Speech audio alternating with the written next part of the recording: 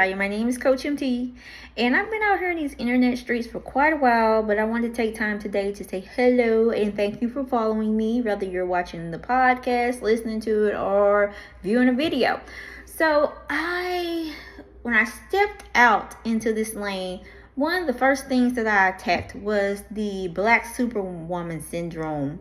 And why that is that is what's breaking a lot of us Black women down. We're doing the majority of the work ourselves, in addition to what everybody else is doing. And so even if we fix everything that's going on the outside, and we continue to pile on and to push and to not set boundaries and all those other terms that we love to say, we are not going to arrive at the place or feel the peace that you are seeking. So I realize that a lot of people are on their path to finding their next career, their next journey, whatever that may be.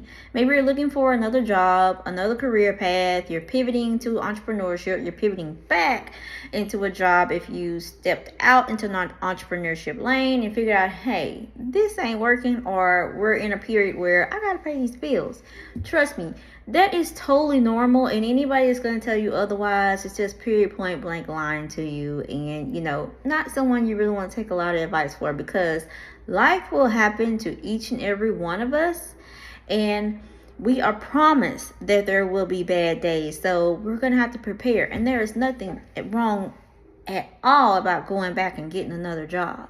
So I have 7 simple steps that I want to share with you that maybe will help you adjust your mindset, that will make your journey to finding that job, that whether you're looking for your dream job, the next opportunity, or you're shifting back or shifting out of.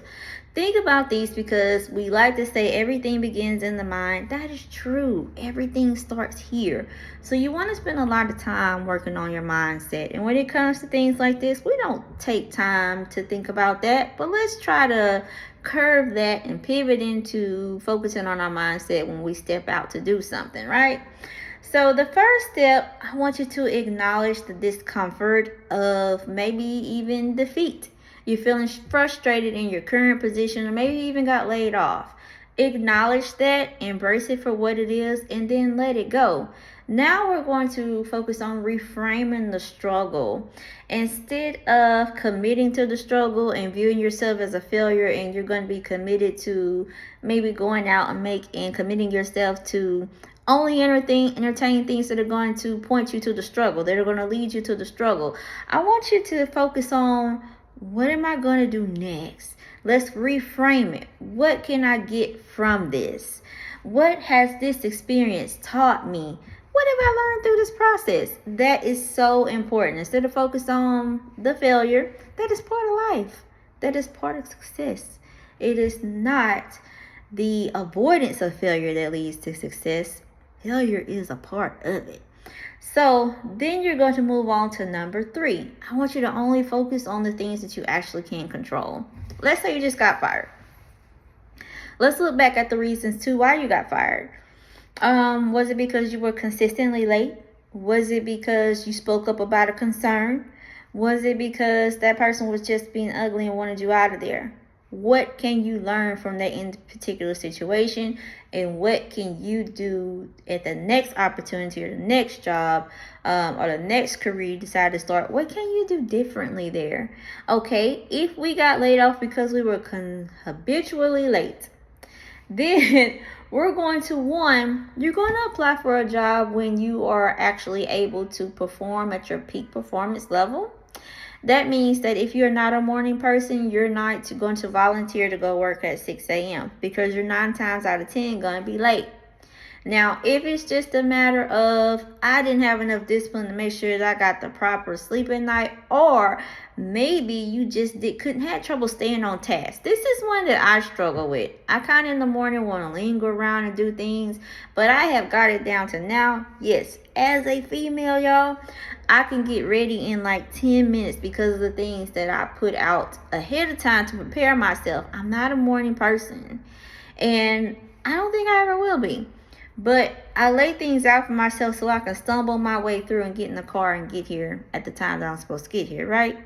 So think about that. if it was just somebody hating on you, think about the way, what were they actually hating about? Was it because you were showing them up?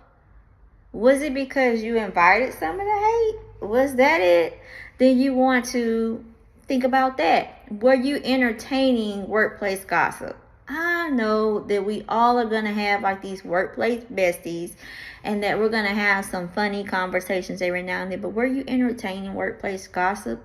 And if you were, then make sure that you don't entertain that next time. Yeah, you can totally be approachable and totally be friendly, but when it comes to stuff like that, they tend to want to pick on people that are intimidating.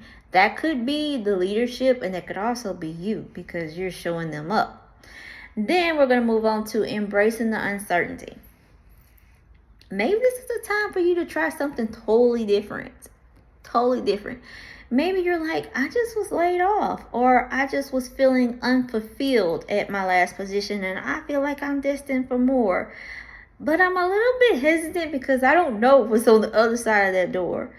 I've been there, and guess what? I'll be there again, and guess what? It's okay. So what you're going to do is you're going to embrace that and acknowledge it for what it is. I'm feeling some type of way, as we like to say, because I don't know what's going to happen next.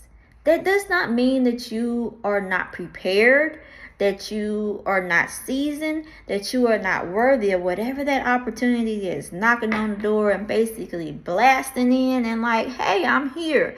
I'm ready for you. That does not mean that you don't deserve it. And that does not mean that you're not ready. That does not mean that you are not capable. All it means is that it is new. And we shy from a lot of opportunities because it's uncomfortable. So that newness is uncomfortable, and you have to embrace that and acknowledge it for what it really is. One of the things that I sometimes will encourage my clients to do, whether they are life coach clients or they are business consulting clients, or is a coach that I'm helping to get their business off the ground, I would tell them before they go out and do anything to write a letter to themselves explaining why they are the perfect person for this said opportunity. You can try that as well. So that is not just limited to whatever your educational status is. We're also going to look in what I like to say, your scope of life, the experiences that you have been put in personally and professionally.